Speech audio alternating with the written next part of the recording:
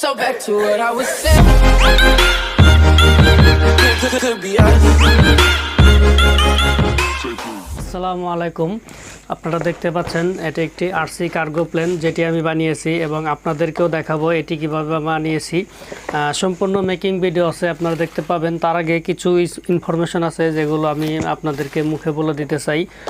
সম্পূর্ণ মেজারমেন্টটি একটি ডায়াগ্রাম করে দেওয়া আছে, তারপরেও কিছু মেজারমেন্ট মিসিং আছে, সেগুলো আমি আপনাদেরকে বলে দিচ্ছি। সেগুলো হচ্ছে আপনার এই উইংটা হচ্ছে লম্বায় 65 ইঞ্চি এবং এদিকে 10.5 ইঞ্চি, আর এটি পুরো আছে আপনার 1 ইঞ্চি। এরপরে প্লেনটির এখান থেকে শেষ পর্যন্ত আছে 52 ইঞ্চি। আর প্লেনের যে উইংটি বসানো হয়েছে এটি আপনার সম্পূর্ণ প্লেনের মিডল থেকে 2 ইঞ্চি সামনে।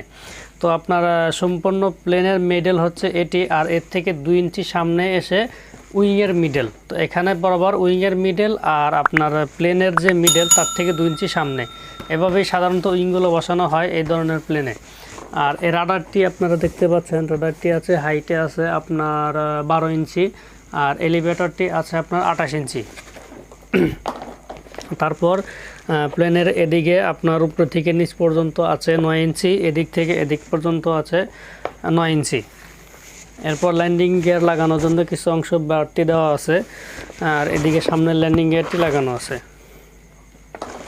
তো তারপরে এর যে কানেকশনগুলো আছে আমি আপনাদেরকে বলে দিচ্ছি। কানেকশনগুলো হচ্ছে আপনার 1 নম্বর চ্যানেল দেওয়া আছে এলিরন, যেটি দুই পাশে 2টি চ্যানেল প্লেনকে এদিক ওদিক কাট করায়। 2 নম্বর চ্যানেল আছে এলিভেটর পিছনে, 3 নম্বর চ্যানেলে আছে থ্রটল এবং 4 নম্বর চ্যানেল আছে রাডার।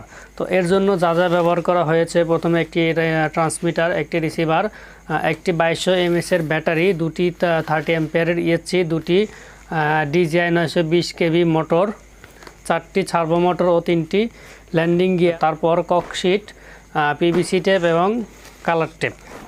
তো প্লেনটি যারা বানাতে চান এবং বানাতে ইচ্ছুক বা কীভাবে বানানো হয়েছে জানতে ইচ্ছুক, তারা আমার ভিডিওটি সম্পূর্ণ ভিডিওটি দেখুন, অবশ্যই বুঝতে পারবেন। তাহলে দেরি না করে ভিডিওটি শুরু করা যাক।